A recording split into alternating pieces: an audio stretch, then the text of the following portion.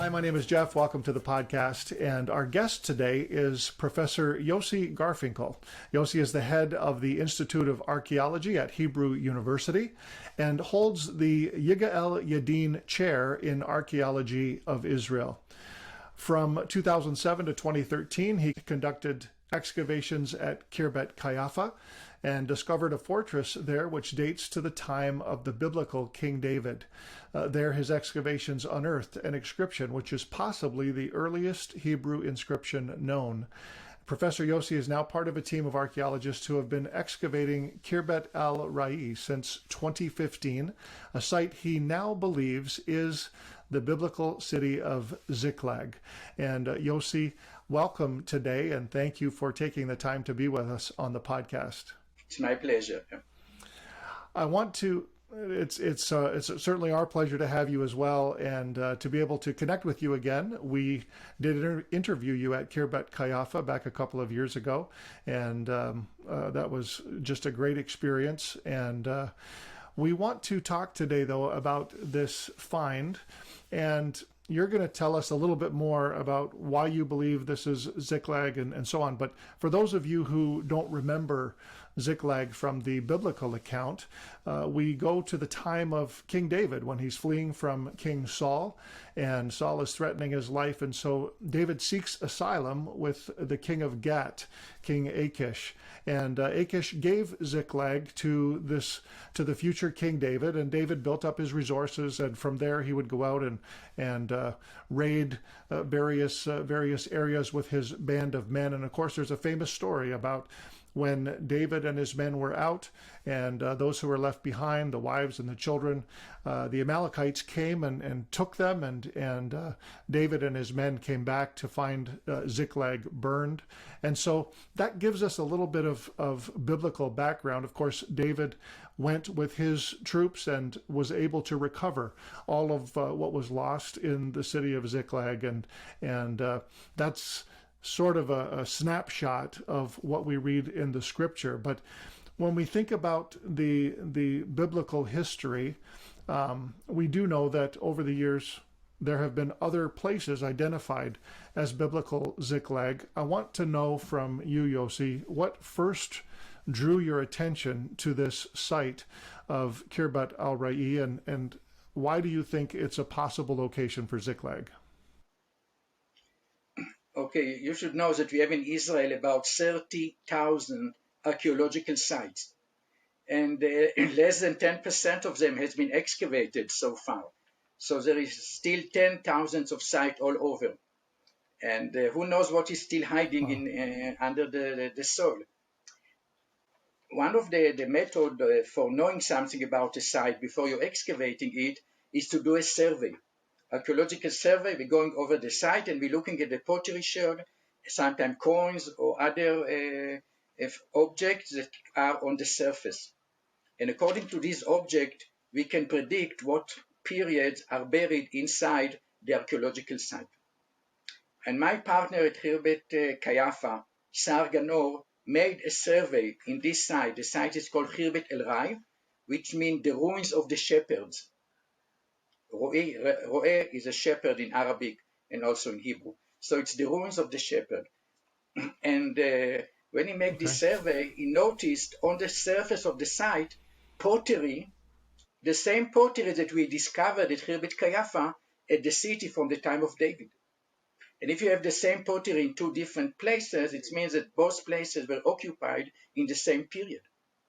So before even starting excavated in Khirbet al-Rai, we already knew that the site going to have a level from the time of King David. And of course, after finding such a site, we decided that we want to check and see what's going on at Khirbet al-Rai.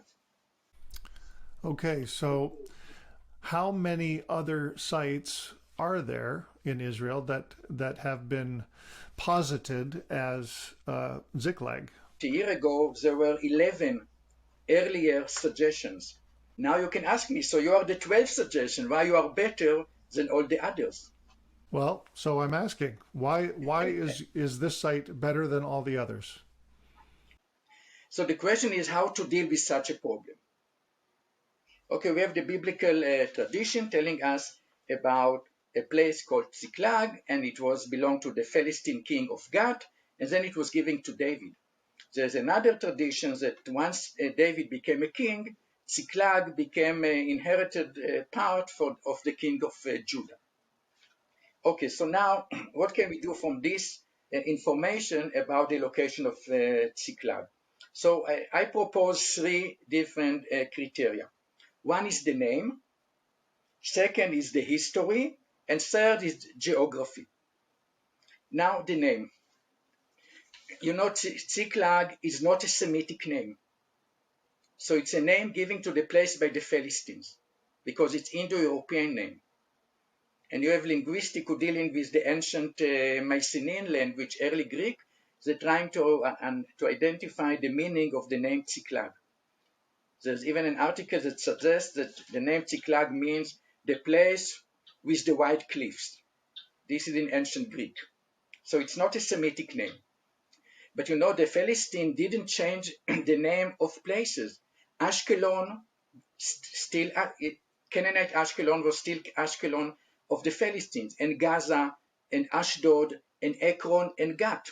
All the five major cities of the Philistines has Semitic names in the Canaanite late Bronze era, and they continue into the Iron Age.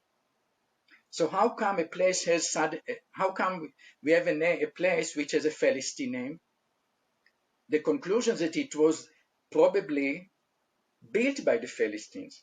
It was not before this, there was no big Canaanite city, because if Ziklag is located in a place where you have a big Canaanite city, they would continue to use the older name.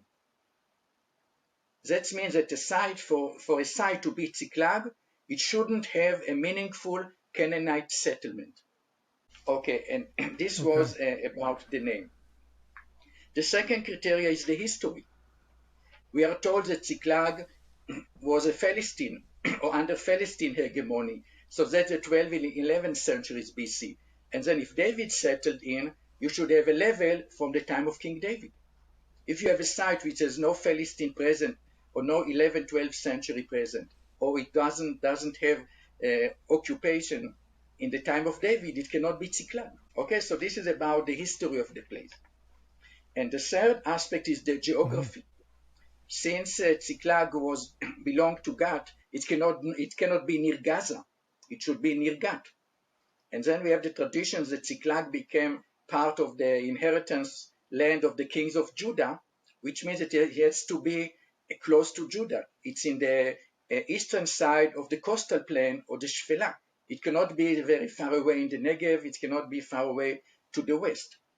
So when you take these three criteria and you check each one of the site, some of the sites are strong Canaanite cities, so it cannot be Ziklag. Some sites don't have Philistine presence, they don't have 11th, 12th century BC occupation level in them, so they cannot they cannot be Ziklag. And then some sites don't have a level from the time of David. Our site is the only site which was not an important Canaanite center, and it is occupied in the 11th, 12th, and 10th century BC, and the location is on the border between Judah and Philistia. And that's why I think that our site or our identification is much better than all the other 11 possibilities. Another aspect relating to the geography is that Khirbet Qeiyafa is sitting on the valley of Elah, and its opposite Gath. Our site is sitting overlooking at the Lachish Valley, and its opposite Ashkelon. And if you remember David lament over Saul, he said, don't tell it in Gath, don't tell it in the street of Ashkelon. David don't relate to Ekron and not to Ashdod and not to Gaza. Why only these two Philistine cities, Gath and Ashkelon, are mentioned? Because they are the closest to Judah. So they are more relevant than the other cities. So we were thinking that the Khirbet el can be an interesting site in the kingdom of David. Okay, great. So the name, the history, the geography, kind of the three things to remember. Now, as you have been digging there since 2015, and you shared with us that you're going to be digging again there this summer, what is the archaeology revealing about the city? What are some of the highlights that you've discovered that sort of have made you the most excited about this project? So when we started, we were looking for a place to have a city. This was our hope, of course, to have a city like Khirbet Qeiyafa, a fortified city from the time of King David.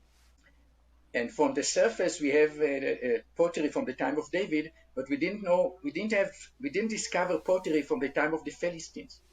And what was the big surprise that when we start excavating the site, and we have 4 different areas, area A, area B, area C, area D. In all these areas, immediately we have very strong Philistine presence. Most of the archaeological sediment of the site is from the 12th and 11th centuries BC. This is where the site was in its peak, and this is the most important era in the history of Khirbet el-Rai. And what we have from the time of David is a very small village, and we have only 6 rooms, more or less, from the time of David. And by the way, they were destroyed by heavy fire. The roof collapsed, and we have about 60, 70 complete pottery vessels buried on the floors of the houses. So you can see that in the time of David, it was occupied for a very short time, and it was suddenly destroyed, which also meet the history of the place as remembered in the biblical tradition. But the most important part of the site is from the time of the judges, the 12th and 11th century BC. We discovered the Philistine pottery, and we have also a lot of Canaanite pottery. And we also discovered metal objects and some seals and even a gold object. So it was a very rich site in the time of the judges. And I can even give you a clue. I cannot tell you what exactly, but I will give you something that will make you happy, I think, and the audience, of course. We have an inscription from late 12th or early 11th century BC. And on this inscription, we have a name. I will not tell you the name because it was not published yet, but it's a name of one of the judges. In the book of Judges, you have a name of certain people that acts as judges, and one of these names that is known from the biblical tradition was found on an inscription at Khirbet el-Rai. But this was extremely interesting and important discovery. It's amazing. Now, the first of all, the size of the city in the Philistine era, what you're finding, sounds like much larger than what you found from the Davidic era. Now, what do we know about the Philistines from archaeology? What have we learned? Where did they come from? And were they a very strong and powerful presence in the Levant at the time of David? Well, according to the biblical traditions, there are 5 capital cities, and 4 of them has been excavated. There were excavations in Ashkelon and in Ashdod and in Ekron and also in Gat. The only city which was not yet excavated is Gaza. And I hope that one day it will be a peaceful situation, and Palestinian archaeologists or European archaeologists will be able to excavate in Gaza and to tell us a lot about the Philistine and Canaanite city at Gaza. But I think that excavation in 4 out of 5 cities is a very good sample. It's about 80% of the cities, of the Philistine cities, has been excavated. And we know quite a lot about the Philistine. They were a huge site. Ashkelon was 600 hectares. You're working in hectares. So Ashkelon was 60 hectares in size, and Ashdod was about 35 hectares, and Ashdod is about 30 hectares. Ekron was 25 hectares. These are huge cities. Khirbet Qeiyafa is only 2.3 hectares, and Khirbet Qeiyafa and Khirbet el-Rai is only 1.7 hectares. So you see the Philistine city were 20, 30, 40 times larger and bigger than the Judean cities and Judean villages to the east.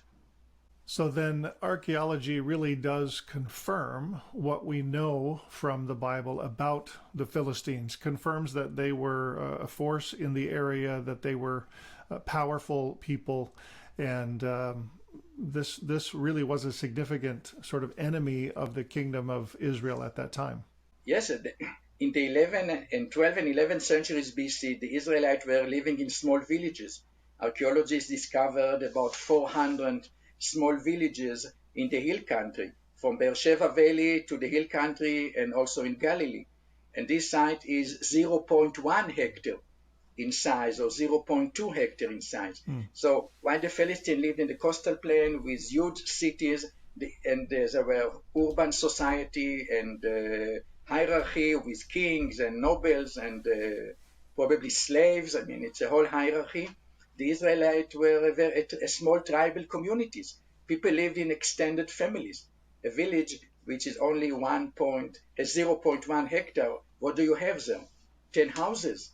So it's basically a father and few sons and maybe the grandsons, and they just live as extended families. So you see two totally different ways of life, from small villages in one side and then huge megapolis cities on the other side. Wow. I want to go back to the story of David and Goliath for a moment. So let me ask you this question. I think we discussed it a couple of years back, but in your opinion, is it plausible that a confrontation between King David and a Philistine giant could have occurred in the valley of Elah? Look, Qeiyafa is one of the most heavily fortified cities that we have in Iron Age Judah. Huge stones, some of the stones are up to 8 tons. You don't have such a huge fortifications in other sites in the kingdom of Judah. And this site was destroyed after 20 or 30 years. And why it was built there in the valley of Elah, and why it was destroyed?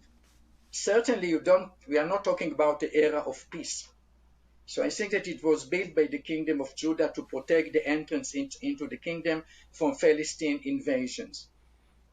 And I think that one of the invasions, there was heavy clashes between David and Goliath and so on and so forth. And also in one of these invasions, the Philistines were stronger and they managed to destroy Qeiyafa. The situation was complicated. I don't think it was a simple situation. Sometimes David wins, sometimes the Philistine wins. And that's why I think you will see the city of Qeiyafa and also the destruction of Khirbet Qeiyafa. It was not simple era. Interesting. And indeed, the Bible described David as a warrior. All his life is fighting against the Philistines. It's not just to kill Goliath and that's what the end. Yeah. You have again and again and again and again and again traditions about fighting against the Philistines. The question, I know some people want to take the Bible word by word and David really killed Goliath and so on and so forth.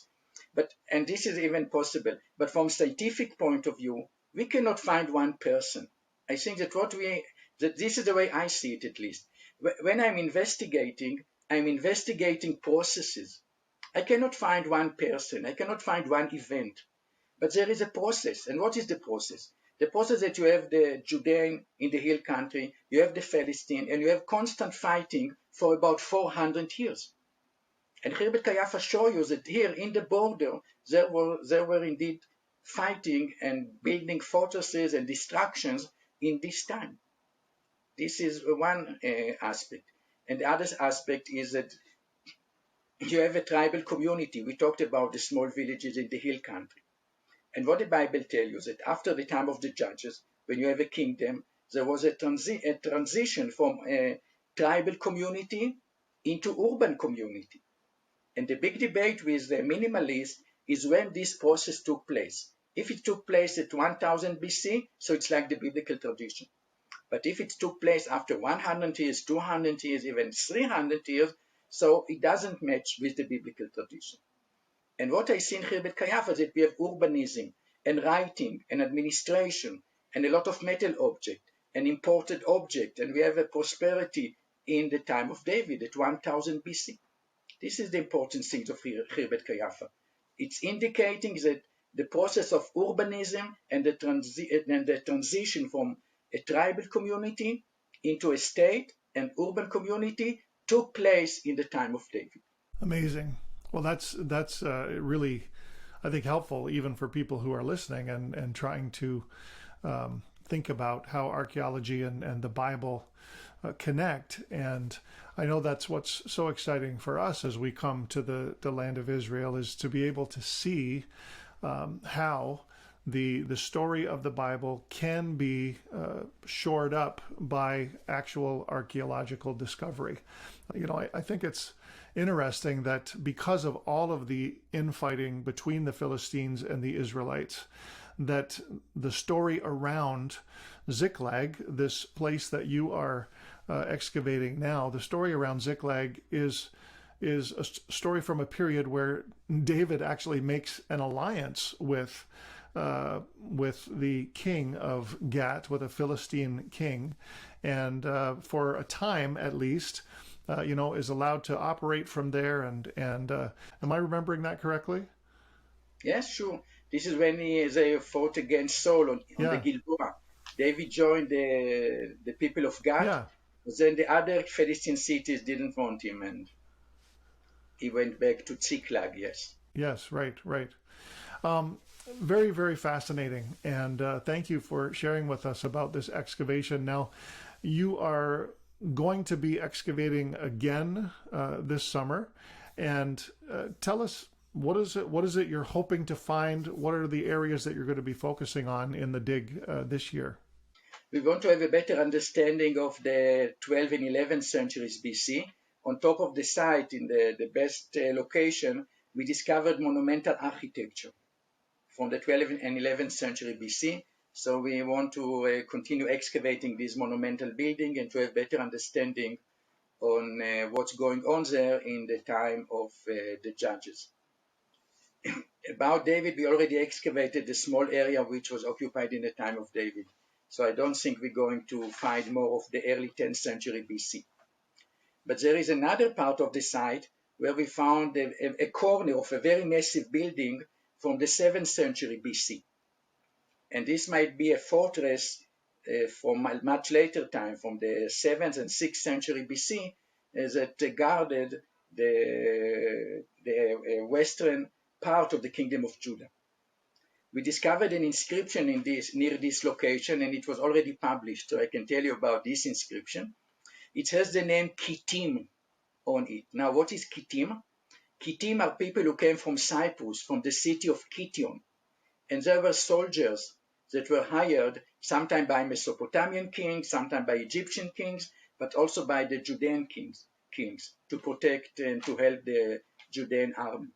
And we found in Arad is a fortress from the time of the kings of Judah, and from the 7th century BC, the end of the 7th century BC, in Arad, we have an archive, about 25 letters or so, which were part of an archive belonged to a person called Eliashiv, son of Ashayahu. And in these letters, Eliashiv get instructions to give food to a group of people that called Kittim. So we know about this Kittim already from the Arad inscriptions. And now Khirbet is the second site where we have the same name, Kittim, appearing on an inscription. So I think that if we'll have indeed a fortress on top of the site, and it's from the 7th century BC, it was probably kept by these soldiers who came from Cyprus. And if we will be lucky, maybe we'll find some more inscriptions about the Kittim or about supply of food to the Kittim, like what was found in Arad. Maybe it's not, I'm not sure yet, but we have a question, and I think it will be very interesting to verify whether we have an important fortress of the kingdom of Judah on the western side, like the fortress of Arad, which is in the eastern side of the kingdom. Fascinating. Well, we'll be looking forward to hearing more about what you find as you go and participate in the dig again this year. Thank you so much for sharing about those things. Now, if I could ask one more thing, from all of your excavations in the Kingdom of Israel from the period of the time of King David, what are some of the most exciting things that you've learned or found as you have been working in that sort of area? Sometimes I think that the most important find are the olive pits, because the olive pits we sent them for radiocarbon dating, and they gave us a date of 1000 BC. This happened in Qeiyafa, and it's also happened in Khirbet in these houses from the time of David. So the olive pits are the 100% is the indication that we are indeed in the time of King David. That's amazing. I've heard, actually, I think you shared with us about the olive pits at Khirbet Qeiyafa before, but I think it's incredible that 100% certainty can come from that kind of a find, and so that's amazing. I want to just say thank you again, Yossi, for taking time with us today. We really appreciate being able to hear about what's happening, especially in this dig at Ziklag, and who knows, maybe we'll be able to come and visit you on the site at some point. That would be amazing if we could come and actually film and see the place when that's possible. Of course, travel restrictions and everything right now. Here in Canada, we're still not allowed to come, but we hope that very soon that can change. So anything else you want to just share with our listeners, our viewers, before we sign off today? Well, I hope that everything will become better soon. I mean, the corona on the one hand, the political and the fighting here in Israel on the other hand, we must be optimistic. And I do hope that next year everything will be more or less as usual. And you are most welcome to come and photograph us, to shoot us when we are working at the site. Well, that's great. Thank you so much for being with us today, and we hope to see you soon. Sure, it's my pleasure. Thank you so much. Well, thank you for tuning in to the podcast today. It's been great having you with us, and I hope you enjoyed my interview with Yosef Garfinkel.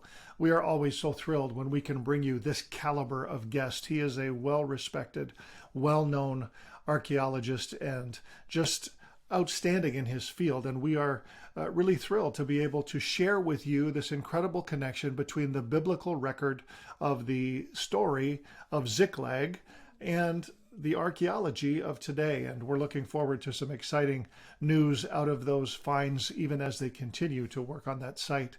We are a ministry. First Century Foundations is a ministry that exists to support the land and the people of Israel and to educate Christians about the Jewish roots of our faith. We're a charity, and we rely on your generous donations. And so if you like the show, if you like Keeping It Israel, we would love for you to please consider giving and engaging with us in that way. You can visit firstcenturyfoundations.com and learn about the many humanitarian aid projects that we support in Israel, and to find out how you can be a part of that critical work that we are doing. Thank you for giving. Thank you for your generosity. We want you to know it's making a huge difference in the lives of so many in Israel today. Please don't forget to hit the subscribe button on our First Century Foundation's YouTube page. Go and like us on Facebook. And if you're listening on your favorite podcasting platform, please subscribe there as well and leave us a review. All of this is so helpful as we build the podcast, and it's just great to have you engaging with us in this way. The land and the people of Israel have a special place in God's heart, and they play a critical role in history. And so we remind you once again, today more than ever before, as Christians, we stand with Israel.